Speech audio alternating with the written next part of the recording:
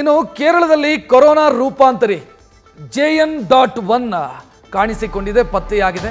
ಅಲ್ಲಿ 4 ಮಂದಿ ಬಲಿಯಾಗಿದ್ದಾರೆ.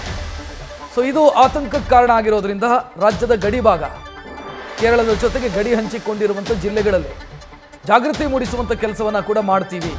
ಮೈಸೂರು ಕೇರಳ ಗಡಿ ಭಾಗದಲ್ಲಿ ಕಟ್ಟೆಚ್ಚರಕ್ಕೆ ನಾವು ಸಿದ್ಧತೆಯನ್ನು ಮಾಡಿಕೊಂಡಿದ್ದೀವಿ. ನಾಳೆಯಿಂದ 7 ತಂಡಗಳು ಜಾಗೃತಿ ಮೂಡಿಸುವಂಥ ಕೆಲಸವನ್ನು ಮಾಡುತ್ತೆ. ಪ್ರತಿ ಆಸ್ಪತ್ರೆಯಲ್ಲೂ ಕೂಡ 10 ಬೆಡ್ಡನ್ನು ಕಾಯ್ದಿರಿಸೋದಕ್ಕೆ ಸೂಚನೆಯನ್ನು ಕೊಟ್ಟಿದ್ದೀವಿ ಅಂತ ಜಿಲ್ಲಾ ಆರೋಗ್ಯಾಧಿಕಾರಿ ಡಾಕ್ಟರ್ ಕುಮಾರಸ್ವಾಮಿ ಮಾಹಿತಿಯನ್ನು ಕೊಟ್ಟಿದ್ದಾರೆ. ಡಾಕ್ಟರ್ ಕುಮಾರಸ್ವಾಮಿ ಅವರನ್ನು ನಮ್ಮ ಪ್ರತಿನಿಧಿ ರವಿ ಪಾಂಡವಪುರ ಮಾತನಾಡಿಸಿದ್ದಾರೆ, ನೋಡೋಣ. ಪಕ್ಕದ ಕೇರಳ ರಾಜ್ಯದಲ್ಲಿ ಕೋವಿಡ್ ಪ್ರಕರಣಗಳ ಸಂಖ್ಯೆ ಹೆಚ್ಚಾಗ್ತಿರುವ ಹಿನ್ನೆಲೆಯಲ್ಲಿ ಮೈಸೂರಿನಲ್ಲೂ ಕೂಡ ಆತಂಕ ಎದುರಾಗ್ತಿದೆ. ಈ ಸಂಬಂಧ ಮಾತಾಡಲಿಕ್ಕೆ ನಮ್ಮ ಜೊತೆ ಮೈಸೂರು ಜಿಲ್ಲಾ ಆರೋಗ್ಯಾಧಿಕಾರಿಗಳಂತಹ ಡಾಕ್ಟರ್ ಕುಮಾರಸ್ವಾಮಿ ಅವರು ಇದ್ದಾರೆ. ನಾನು ಮಾತಾಡ್ತಾ ಹೋಗ್ತೀನಿ. ಸರ್, ಪಕ್ಕದ ಕೇರಳ ರಾಜ್ಯದಲ್ಲಿ ಹೆಚ್ಚಿನ ಪ್ರಮಾಣದಲ್ಲಿ ಕೋವಿಡ್ ಪ್ರಕರಣಗಳು ದಾಖಲಾಗ್ತಿದೆ, ಜೊತೆಗೆ ಸಾವಿನ ಪ್ರಮಾಣ ಕೂಡ ಆಗ್ತಿದೆ. ಸರ್, ಇದು ಆತಂಕಕ್ಕೆ ಈಡು ಮಾಡ್ತಿದೆ. ಮೈಸೂರು ಜಿಲ್ಲೆ ಕೇರಳಕ್ಕೆ ಹೊಂದ್ಕೊಂಡಂತಿದೆ. ಸರ್, ಕ್ರಮಗಳೇನಾರು ಆಗಿದೆ ಸರ್?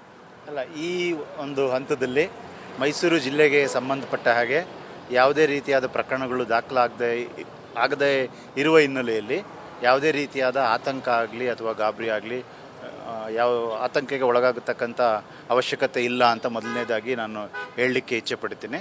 ಹಾಗೆ ಮುಂದುವರೆದು ಜಿಲ್ಲಾ ಆರೋಗ್ಯ ಮತ್ತು ಕುಟುಂಬ ಕಲ್ಯಾಣ ಇಲಾಖೆ, ಮೈಸೂರು ಜಿಲ್ಲಾಡಳಿತ ಹಾಗೂ ಜಿಲ್ಲಾ ಪಂಚಾಯತ್ತು ಮುಂದಿನ ದಿನಗಳಲ್ಲಿ ಈ ಕೋವಿಡ್-19ಗೆ ಸಂಬಂಧಪಟ್ಟ ಹಾಗೆ ಅಥವಾ ಇತರೆ ಯಾವುದೇ ರೀತಿಯಾದ ಕಮ್ಯುನಿಕಬಲ್ ಡಿಸೀಸಸ್ಗೆ ಸಂಬಂಧಪಟ್ಟ ಹಾಗೆ ಯಾವ ರೀತಿ ನಾವು ಕ್ರಮಗಳನ್ನು ಜರುಗಿಸಬೇಕು ಅನ್ನೋದ್ರ ನಿಟ್ಟಿನಲ್ಲಿ ಈಗ ಆಲ್ರೆಡಿ ಮೊನ್ನೆ ಶನಿವಾರ ಮಾನ್ಯ ಜಿಲ್ಲಾಧಿಕಾರಿಗಳು ಪೂರ್ವಭಾವಿಯಾಗಿ ಒಂದು ಸಭೆಯನ್ನು ಸಹ ಮಾಡಿದ್ದೀವಿ.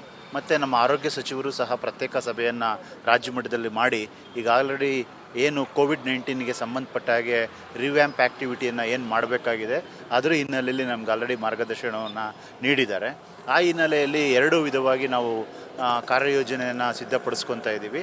ಒಂದು ಕಮ್ಯುನಿಟಿ ಲೆವೆಲಲ್ಲಿ, ಸಮುದಾಯ ಹಂತದ ಲೆವೆಲಲ್ಲಿ ನಮ್ಮ PHCOs, HIOs ಮತ್ತು BHEOs ಆ್ಯಂಡ್ ಈವನ್ ಆಶಾ ಕಾರ್ಯಕರ್ತೆಯರನ್ನು ಒಳಗೊಂಡಂತೆ ನಾವು ಮನೆಗಳಿಗೆ ಭೇಟಿ ನೀಡಿದಂಥ ಸಂದರ್ಭದಲ್ಲಿ ಈ ಫೀವರು, ಕಾಫ್, ಕೋಲ್ಡ್ ಮತ್ತು ರೆಸ್ಪಿರೇಟರಿ ಡಿಸ್ಟ್ರೆಸ್ ಈ ಥರದ್ದೇನಾದ್ರು ಸಿಮ್ಟಮ್ಸ್ ಇದ್ದರೆ ಇಮಿಡಿಯೇಟಾಗಿ ನಮ್ಮ ಪ್ರಾಥಮಿಕ ಆರೋಗ್ಯ ಕೇಂದ್ರ ಇರ್ಬೋದು, ಸಮುದಾಯ ಆರೋಗ್ಯ ಕೇಂದ್ರ ಇರ್ಬೋದು ಅಥವಾ ಜನರಲ್ ಹಾಸ್ಪಿಟಲ್ಸ್ಗಳಿಗೆ ರೋಗಿಗಳು ಭೇಟಿ ನೀಡಿ ಪರೀಕ್ಷೆಗಳು ಒಳಪಡಿಸ್ಕೋಬೇಕು ಅನ್ನೋ ನಿಟ್ಟಿನಲ್ಲಿ ಸಹ RAT ಮತ್ತು RT-PCR ಟೆಸ್ಟ್ಗಳನ್ನು ಸಹ ಮಾಡಲಿಕ್ಕೆ ಎಲ್ಲ ಸಿದ್ಧತೆಯನ್ನು ಮಾಡ್ಕೊಂಡಿದ್ದೀವಿ. ಈಗ ಕೇರಳದಿಂದ ಸರ್ ರಾಜ್ಯಕ್ಕೆ ಅಂದರೆ ಮೈಸೂರಿಗೆ ಮತ್ತು ಮೈಸೂರಿನಿಂದ ಕೇರಳಕ್ಕೆ ಸಾಕಷ್ಟು ಮಂದಿ ಈ ಪ್ರವಾಸಿಗರು ಹಾಗೂ ರೈತರು ಓಡಾಡ್ತಿದ್ದಾರೆ. ಸರ್, ಅವ್ರನ್ನೇನಾದ್ರು ತಪಾಸಣೆಗೆ ಒಳಪಡಿಸ್ತೀರಾ? ಬಾವಲಿ ಚೆಕ್ ಪೋಸ್ಟಲ್ಲಿ ಏನಾದ್ರು ತಪಾಸಣೆ ಕೇಂದ್ರಗಳನ್ನು ಆರಂಭಿಸ್ತೀರಾ, ಹೇಗೆ ಸರ್? ಅಲ್ಲ, ಸತಿಗೆ ಇವತ್ತಿನ ತನಕನೂ ನಾವು ಆ ರೀತಿಯಾದ ಕ್ಷಿಪ್ರಗತಿಯಲ್ಲಿ ಏನು ಕಾರ್ಯಕ್ರಮವನ್ನು ಇನ್ನೂ ಹಮ್ಮಿಕೊಂಡಿಲ್ಲ.